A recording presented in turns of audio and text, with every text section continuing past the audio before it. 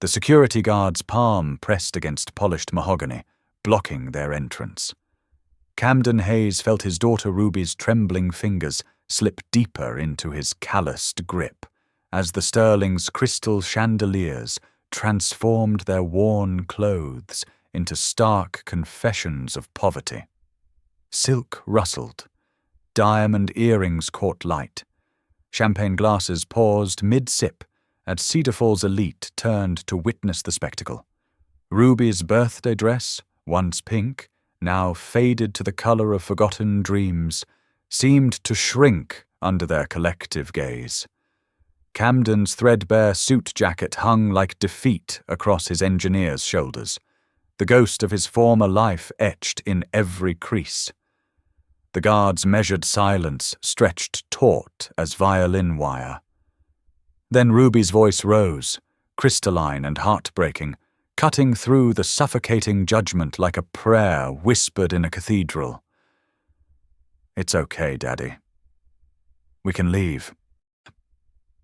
But the woman watching from table 7, auburn hair catching candlelight, emerald eyes holding secrets worth billions, was about to shatter everything they thought they knew about mercy. "There's been a mistake." The voice cut through tension like steel through silk, commanding immediate attention from every patron in the restaurant.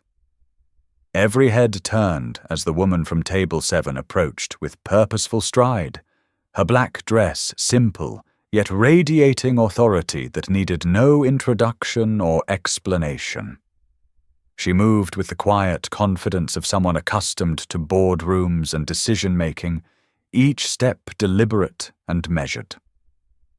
The security guard's posture shifted immediately from aggressive authority to uncertain deference, his earlier confidence evaporating like morning mist under desert sun. "I'm Alexandra Sterling Brooks. This is my restaurant," she stated with calm certainty that brooked no argument. Her words carried weight that made even the crystal glasses seem fragile by comparison, authority that transformed the entire atmosphere with just a few syllables. Camden felt Ruby's grip tighten on his fingers as those penetrating emerald eyes met his own across the small distance separating them. Something indefinable flickered in that gaze, recognition perhaps, or calculation, or maybe the first spark of something that would prove impossible to ignore or explain. The security guard stammered incoherently, his earlier confidence dissolving into embarrassed confusion. "Ma'am, they're not on the reservation list. Our dress code policy clearly states that guests must maintain certain standards." Alexandra's raised hand silenced him mid-sentence, with a gesture so natural it suggested years of commanding rooms full of powerful men without effort. She knelt gracefully to Ruby's eye level, her designer heels clicking against Italian marble with sounds like expensive promises being made. "And what's your name, beautiful girl?" Her voice had transformed completely from the authoritative tone she'd used with the guard, becoming warm and genuinely interested. Ruby's whispered response barely carried above the restaurant's carefully orchestrated ambient music and the muted conversations of other diners. Ruby. The single word emerged like a secret shared between conspirators. Alexandra's smile transformed her entire face in that moment, revealing warmth that seemed completely genuine despite the unusual circumstances of their encounter. The professional mask slipped away to reveal something softer underneath, something that made Camden's chest tighten with recognition of authentic kindness. "Ruby," she repeated with obvious pleasure, as if tasting the name and finding it perfect. "Like the precious gem. Very valuable indeed and quite beautiful." She stood with fluid grace, extending her hand toward the dining room's golden glow and expensive ambiance. "I believe your table is ready now." Camden's throat constricted as she led them through what felt like a gauntlet of curious stares and barely concealed whispered speculation. The Sterling's interior spoke eloquently of old money and older traditions. Oil paintings worth more than most people's annual salaries. Silverware that gleamed like liquid mercury under the chandelier light. Fresh flowers that probably cost more than Camden made in a week. Ruby's worn sneakers squeaked against the polished marble floors with each step, every sound serving as an audible reminder of how little they belonged in this rarefied world of understated wealth and inherited privilege. Alexandra chose a corner table positioned strategically by tall windows where the soft, forgiving candlelight might be more merciful than the restaurant's harsh overhead illumination. She personally pulled out Ruby's chair with ceremony that would have been appropriate for visiting royalty, her attention to detail suggesting genuine care rather than mere performative politeness. Camden remained standing beside his own chair, his deeply ingrained pride wrestling desperately with the practical desperation of their circumstances. "I think there's been some kind of mistake here," he began hesitantly, his voice emerging rougher and more emotional than he'd intended it to sound. "No mistake whatsoever," Alexandra replied, with perhaps too much speed and confidence, as if she'd been rehearsing this exact response or had anticipated this precise conversation. She studied Camden with those penetrating emerald eyes that seemed to catalogue and analyse every detail others had dismissed or overlooked entirely. The quality of his worn suit beneath its obvious age and wear, the engineering precision evident in how he'd managed to press his shirt despite their current living situation in a truck, the way he carried himself that suggested education and professional background despite present circumstances. Her intense gaze seemed to suggest she could see straight through the surface poverty to recognize something valuable and worth salvaging underneath all the obvious struggle. The focused intensity of her attention made Camden's engineer mind immediately begin racing through a complex series of unanswered questions and potential explanations. Ruby swung her small legs enthusiastically from the oversized chair, her earlier fear and embarrassment already transforming into wide-eyed wonder as she gazed around at the crystal stemware and golden fixtures surrounding them like something from fairy tales she'd only heard about in stories. "What would you like for dinner tonight, sweetheart?" Alexandra asked with genuine warmth, kneeling once again to Ruby's eye level. "It's someone's birthday today, isn't it?" Ruby nodded with the eager enthusiasm that only 6-year-olds could muster, her natural ability to live completely in the present moment serving as both blessing and heartbreak for Camden, who worried constantly about futures he couldn't seem to secure. He watched his daughter's face illuminate with pure joy he'd been unable to provide for months of financial struggle and uncertainty. The crushing weight of his accumulated failures pressed against his chest like actual physical stones, making it increasingly difficult to breathe normally.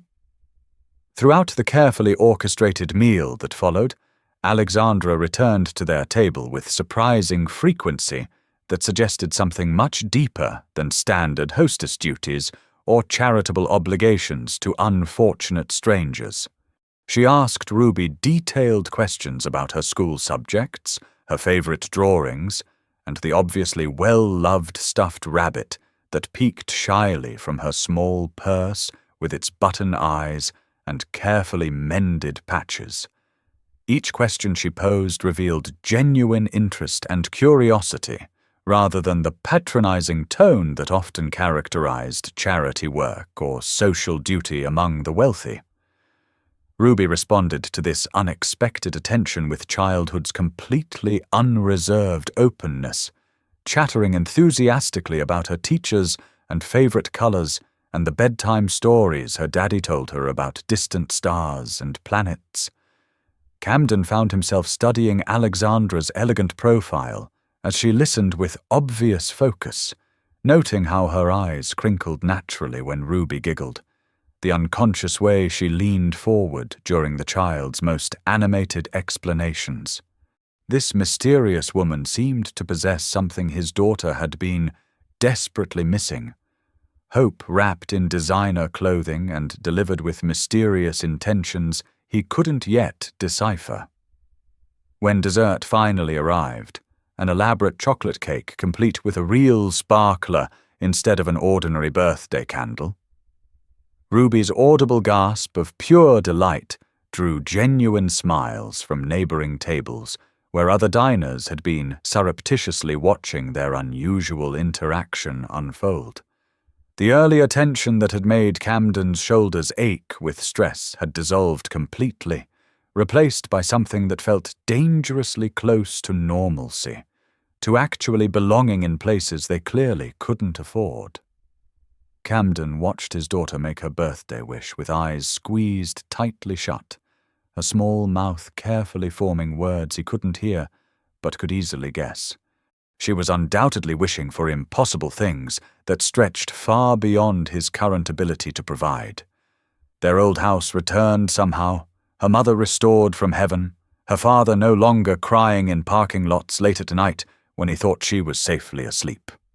The sparkler cast dancing shadows across Ruby's delicate face, highlighting the graceful bone structure she'd inherited from her deceased mother, along with her generous heart and trusting nature.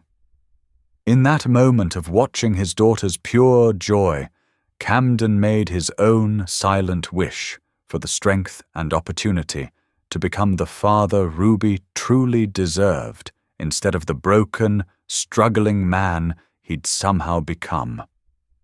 As the evening gradually wound toward its inevitable conclusion, Camden approached Alexandra with the check presentation folder clutched in his trembling hands like evidence of his fundamental inadequacy. "Thank you so much for this incredible evening, but I absolutely need to pay for our meal." The leather folder felt much heavier than it should have, weighted down with the mathematical proof of his complete failure as a provider and protector. Alexandra didn't even glance at the numbers printed on the expensive paper inside. "It's completely handled," she said, with gentle but absolute dismissal that brooked no argument or negotiation. Camden's deeply ingrained pride flared up like struck matches in dry tinder, the same stubborn streak that had driven him relentlessly through engineering school and through countless sleepless nights caring for his terminally ill wife. "I can't possibly accept what amounts to charity," he said, the words emerging harsher and more confrontational than he'd intended, drawing a curious glance from Ruby, who was still glowing with birthday happiness and chocolate-induced contentment. Alexandra studied him for a long, calculating moment, as if she were solving complex equations in her head or running probability calculations he couldn't see or understand. "What if I told you this wasn't charity at all?" she asked carefully, her tone suggesting hidden depths to the question. "What if I said I actually needed something specific from you?" The question hung in the air between them like a bridge across dangerous territory, loaded with implications Camden didn't dare examine too closely or too soon. "Like what exactly?" His voice cracked slightly on the syllables, betraying nervousness he was desperately trying to hide behind a facade of calm competence. Alexandra's enigmatic smile held secrets and mysteries he couldn't begin to decipher with his analytical mind. "I'll need some time to think about the specifics," she said with deliberate vagueness that only increased his curiosity and concern. She handed him a business card with obvious quality, expensive paper stock, embossed lettering that caught the light, all suggesting resources and connections that stretched far beyond simple restaurant ownership. Alexandra Sterling Brooks, Sterling Solutions. Please call me when you're ready to discuss possibilities. Outside in the cooling night air, Ruby skipped along the sidewalk with the boundless energy that came from sugar consumption and genuine happiness, sensations that had become increasingly rare in their difficult circumstances. Alex is really nice, Daddy. She reminds me of how Mommy used to be nice to people. Ruby observed with the brutal honesty that only children possessed, her innocent comparison striking Camden like carefully aimed physical blows to his already wounded heart. His daughter's remarkable ability to find essential goodness in people, to trust completely, despite everything they'd lost and suffered, both amazed and terrified him in equal measure. What would happen to that generous spirit if the world continued to disappoint and betray them? He pulled Alexandra's business card from his jacket pocket, studying it under the orange glow of a street light that made everything look slightly theatrical and unreal. Sterling Solutions meant absolutely nothing to his extensive engineering background or his years of experience in technical consulting, but the quality of the materials and the subtle elegance of the design suggested considerable resources and possibly international connections. Questions multiplied rapidly in his analytically trained mind, like variables in an increasingly complex equation that refused to resolve into anything resembling a clear solution. Who exactly was Alexandra Sterling Brooks, and why had she chosen to rescue two complete strangers from what should have been a humiliating evening of public rejection and social embarrassment? Back in their truck, which had been converted into a mobile home complete with sleeping bags, a battery-powered cooler, and the accumulated necessities of transient living, Camden carefully tucked Ruby into her makeshift bed while she clutched the sterling silver butterfly pin that Alexandra had pressed into her small palm during their final goodbye. "Tell me about the stars again, Daddy," Ruby whispered softly, her voice already growing heavy with approaching sleep and the contentment that came from a truly perfect birthday celebration.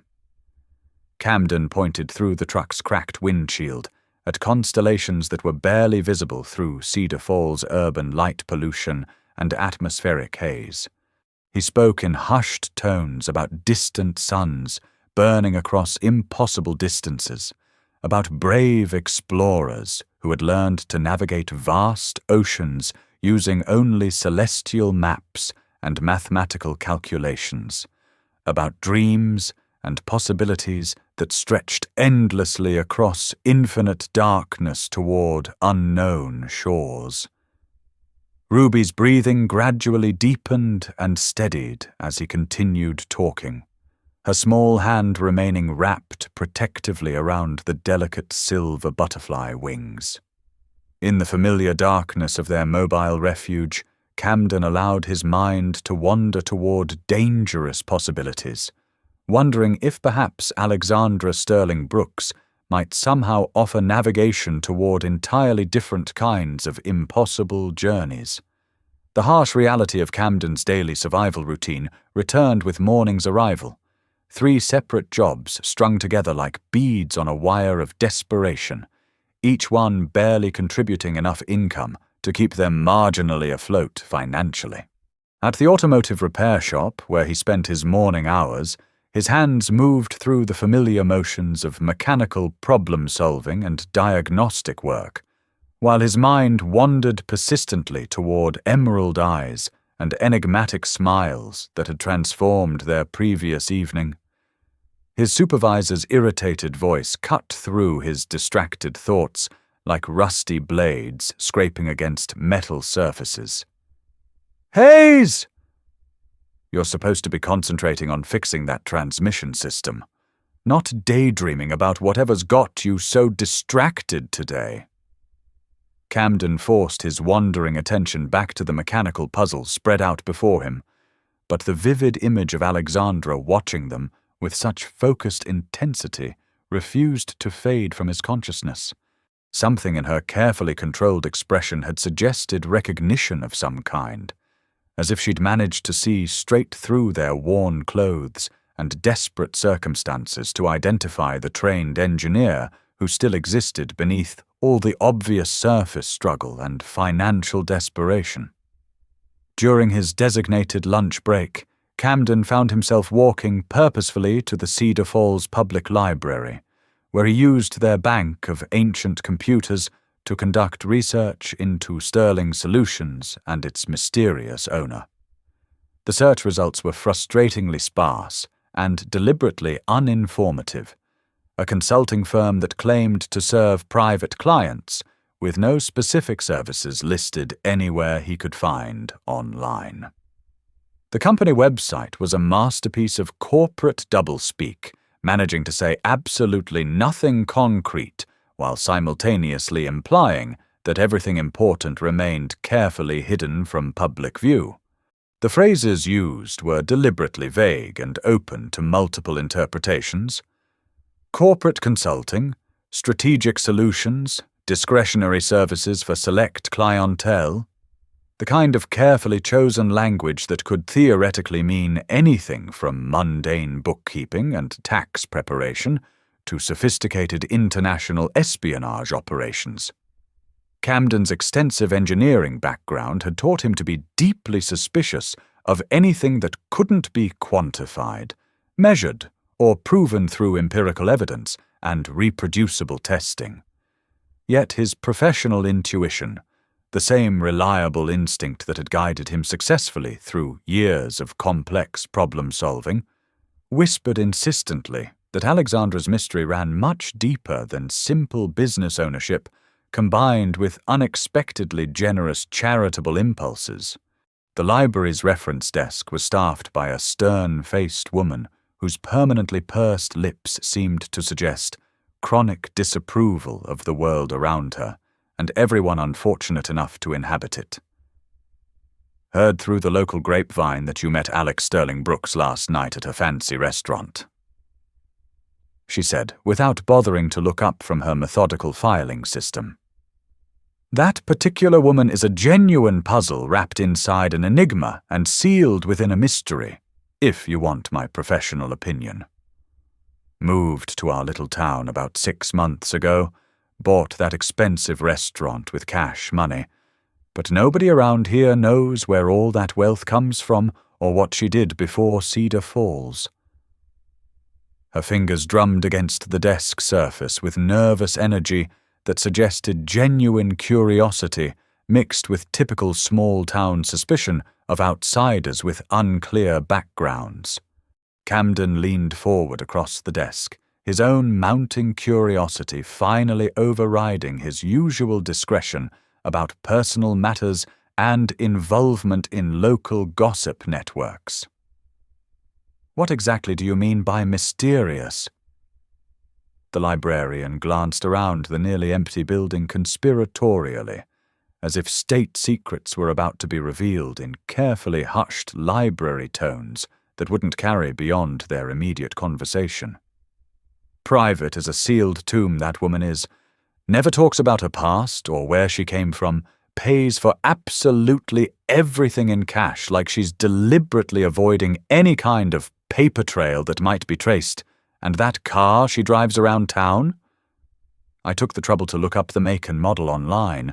It costs considerably more than most people in this area make during 5 years of steady, full-time employment."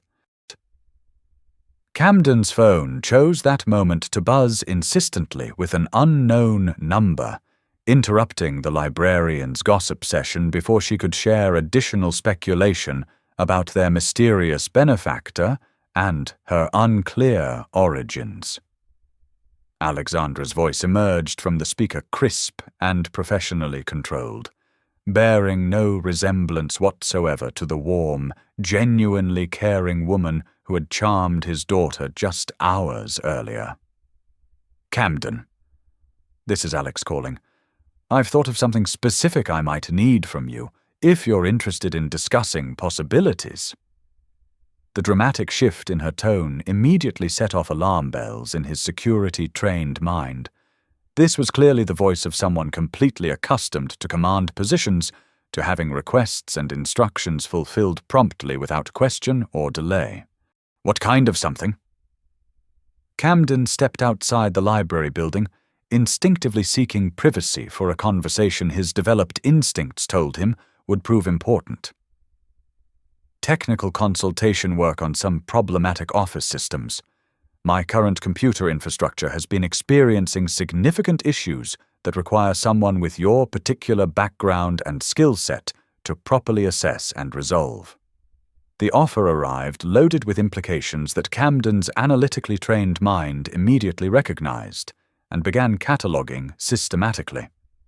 He'd mentioned his engineering background only briefly and in passing during their dinner conversation, yet she'd apparently remembered every detail and filed it away for potential future use with a precision that suggested minds accustomed to collecting and strategically analyzing information from multiple sources. Camden's hesitation must have transmitted clearly through the phone connection, because Alexandra's voice softened noticeably, warmth beginning to return and replace the earlier business-like efficiency that had seemed so foreign to her personality. "The technical work itself isn't particularly complicated, but it does require absolute discretion and someone I can trust completely with sensitive information. Someone with your specific background and security experience would be absolutely perfect for what I need accomplished." Background. The seemingly simple phrase carried considerably more weight than its basic syllables might suggest to casual listeners, implying knowledge of his education, former career trajectory, and quite possibly the classified projects that had once defined his professional identity, before personal tragedy had derailed everything he'd worked years to build. Camden's questions began multiplying in his mind like rapidly dividing cells, each new inquiry spawning 3 additional dangerous possibilities that he wasn't entirely sure he wanted to have answered honestly. "What specific kind of technical problems are we discussing?" The silence that followed his question lasted exactly 3 heartbeats too long to qualify as natural conversational rhythm, long enough for Camden to recognize the pause as evidence of classified considerations or operational security protocols being mentally reviewed. Database architecture issues, network security concerns, the kind of technical challenges that typically require proper government clearance and absolute discretion from qualified personnel. The final words hit Camden's consciousness like carefully aimed physical assault, dragging him mentally back to his previous professional life when such phrases carried the full weight of national security implications and governmental oversight that he'd deliberately chosen to leave behind. Security clearance belonged to the man he'd been before crushing medical bills, and profound grief had systematically stripped away everything that had once seemed permanent and meaningful in his carefully constructed existence. "I'll need some time to think about your offer and consider the implications," Camden managed to respond, though his hands were visibly shaking as he ended the call and attempted to process the unexpected resurrection of his classified past. That evening found Camden sitting in their converted truck, while Ruby worked diligently at the small folding table that served multiple functions as their mobile desk, dining surface, and homework station.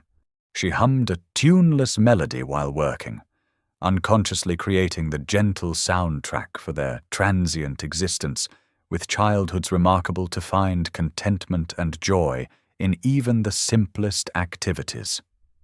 The drawing gradually taking shape under her careful crayons depicted 3 stick figures holding hands, herself clearly recognizable in the center, Camden on one side, and a woman with long hair wearing an elegant dress positioned on the other side of their small family group. "Who's the lady in your picture, Princess?" Camden asked gently, though he already knew the answer, and found himself dreading the emotional implications of Ruby's innocent presumptions about their future. "That's Alex from the fancy restaurant. She's really nice and has the prettiest eyes, and she made my birthday so special and wonderful."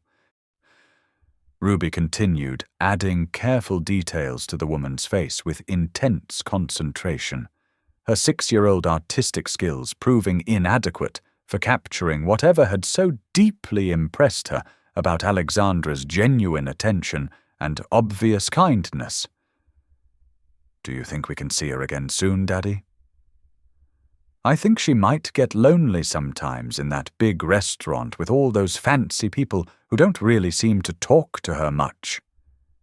The innocent question carried all the devastating weight of childhood hope, as fragile as spun glass and twice as likely to shatter under the harsh realities and complications of adult circumstances. Camden made his crucial decision while watching Ruby methodically perfect her drawing, adding carefully rendered flowers around the 3 figures and a smiling sun that beamed down from a crayon blue sky, with the eternal optimism that only children seemed to possess naturally. He retrieved his phone and called Alexandra back, his thumb hesitating briefly over her contact information before commitment and paternal desperation finally won their battle against natural caution and self-protective instincts. She answered on the very first ring, as if she'd been waiting patiently by her phone for his inevitable response to her carefully calculated offer. 2:00 tomorrow afternoon, Sterling Solutions downtown office building. If you're not interested after seeing the actual scope of what I need accomplished, absolutely no hard feelings and no further obligations between us."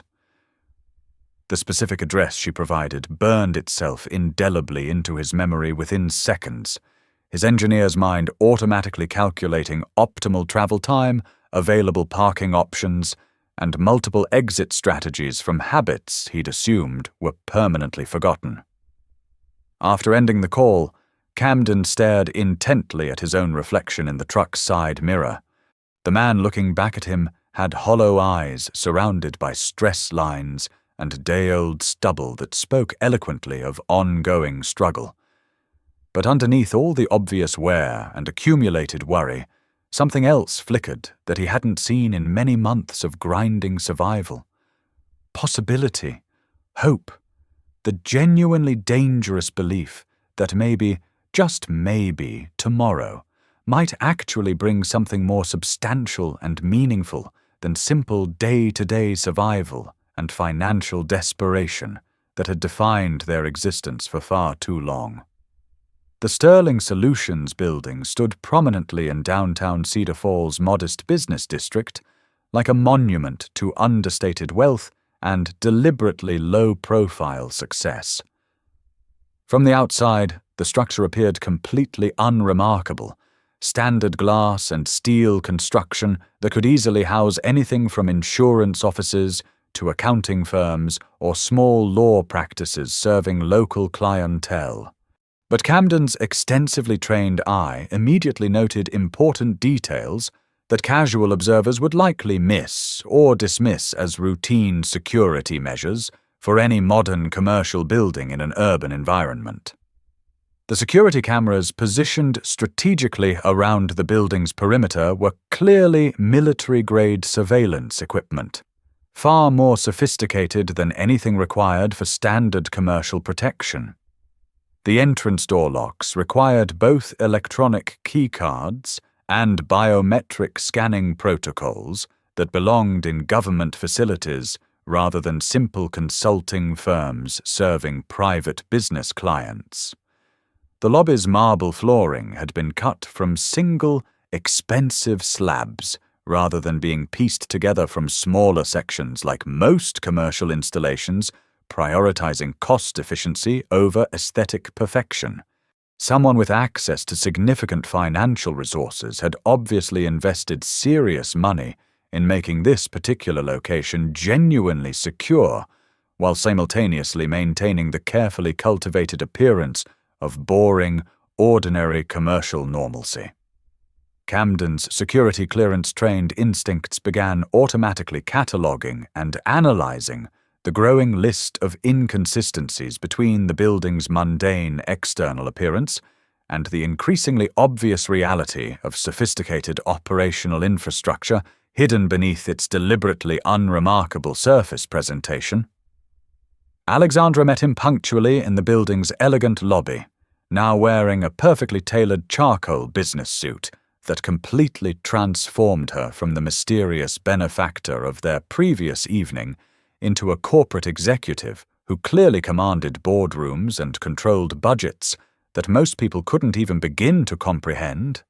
Her handshake proved firm and professionally confident, bearing no resemblance whatsoever to the gentle woman who had knelt so naturally to Ruby's eye level with such obvious grace and genuine warmth just 24 hours earlier. "Thank you for coming today, Camden. I realize this situation is quite unusual, but I believe you'll understand the necessity once you see exactly what we're dealing with here." She led him through corridors lined with abstract artwork that probably represented more financial value than Camden's combined annual income from all three of his current jobs. The elevator required both her electronic keycard and thumbprint identification to operate properly, sophisticated security measures that belonged in classified government facilities, definitely not in consulting firms claiming to serve ordinary private clients seeking business advice. Camden's extensive engineering background had exposed him to enough classified work environments during his former career to immediately recognize the obvious signs of serious operational security and governmental oversight. Whatever Sterling Solutions actually accomplished for its mysterious clients, the work definitely wasn't limited to simple business consulting or strategic planning services for local entrepreneurs and small business owners.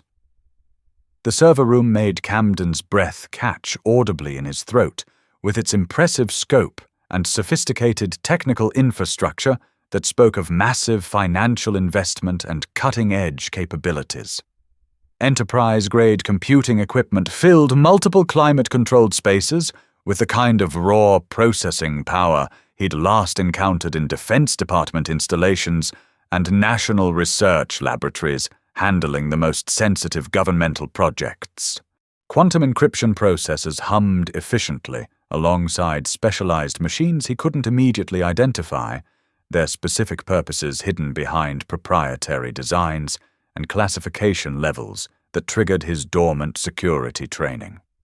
Cable management throughout the facility was executed with military precision, everything color-coded and labeled with security classifications that made his analytically trained mind race through increasingly complex possibilities and implications. "This definitely isn't small business consulting," Camden said quietly, his voice barely above a whisper as he absorbed the full scope of the technical infrastructure surrounding them, like evidence of capabilities that stretched far beyond anything he'd imagined possible.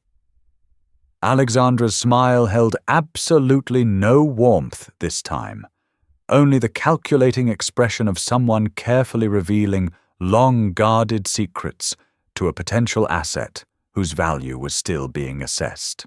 "No, it most certainly isn't," she confirmed with deliberate understatement that somehow made the revelation even more significant and potentially dangerous. She led him deeper into the technological maze, past servers that probably cost more than most people's houses and represented computing power that rivaled what major governmental agencies employed for their most sensitive national security operations. Camden's hands moved automatically through the server room environment, checking connections and analyzing configurations with muscle memory from his former career in highly classified systems design and implementation. The familiar motions felt both comfortable and terrifying, like returning to a previous life he'd thought was permanently buried under the accumulated debris of personal tragedy and financial collapse. "What do you really do here, Alexandra?"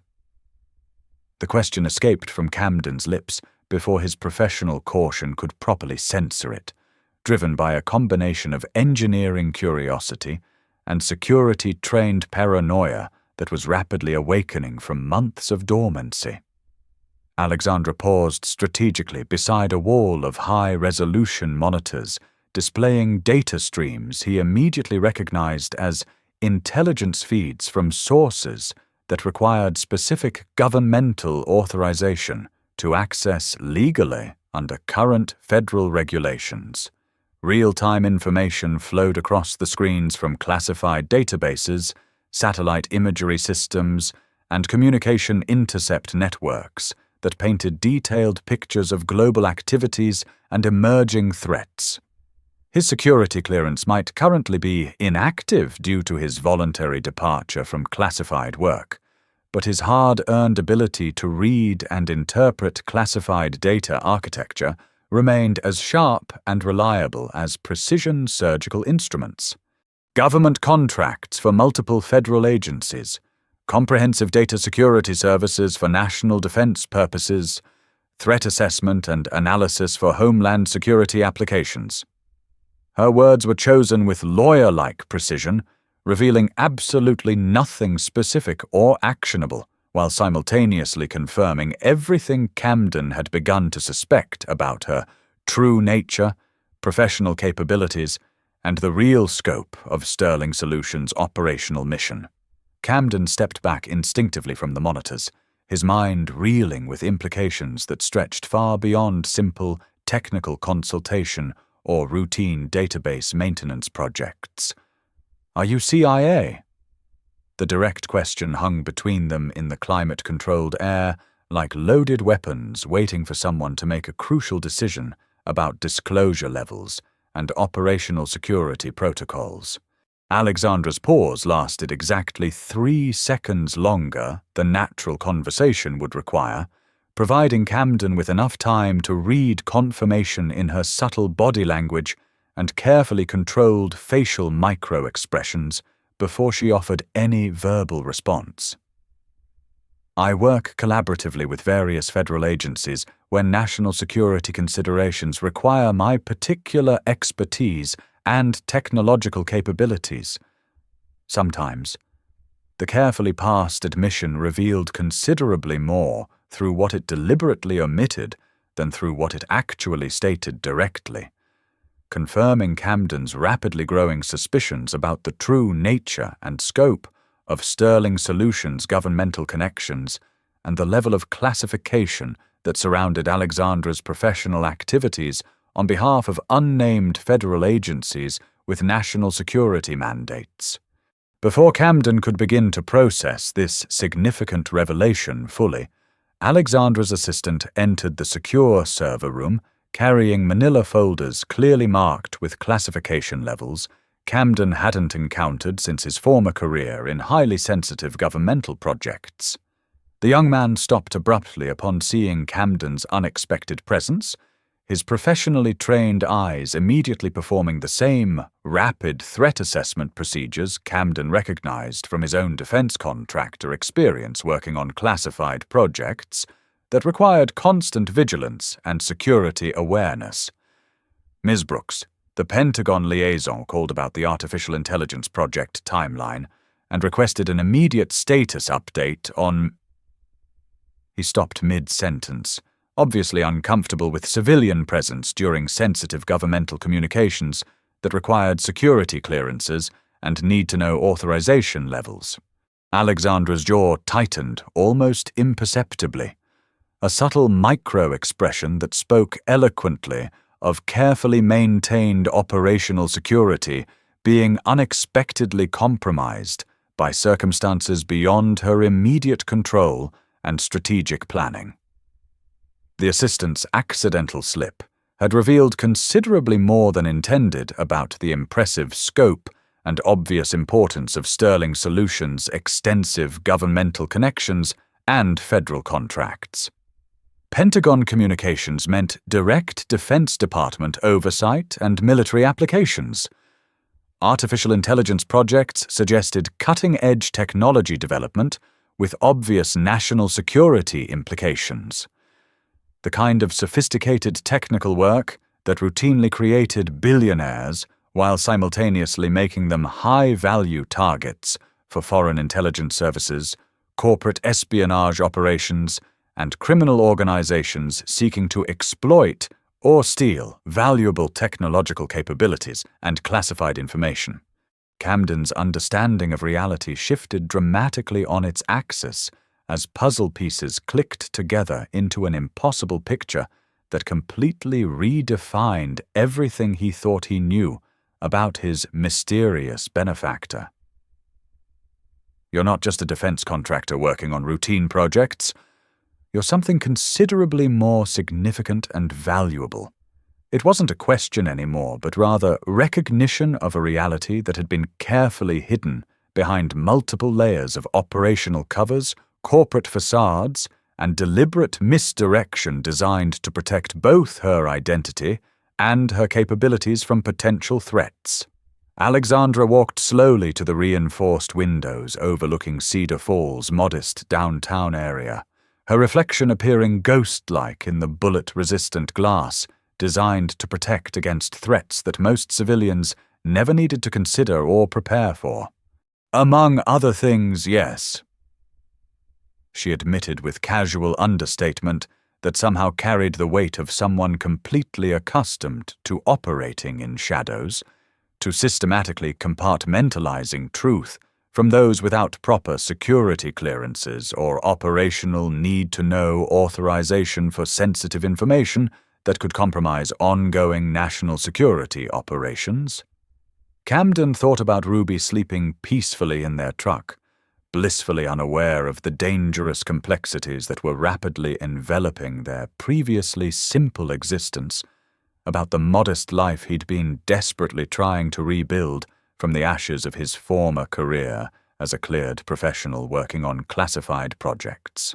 If you're dealing with classified material at this level of sensitivity, working directly with CIA and NSA and Pentagon officials on national security projects, what does that realistically mean for anyone who gets close enough to you to become a potential security risk or operational vulnerability?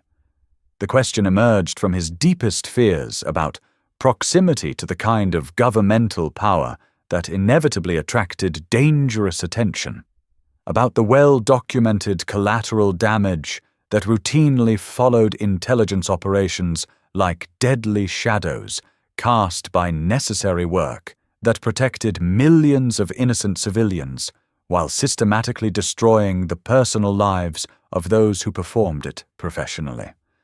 Alexandra turned slowly from the windows, her emerald eyes reflecting something that might have been profound regret mixed with the kind of loneliness that came from years of enforced isolation and emotional compartmentalization required by operational security protocols.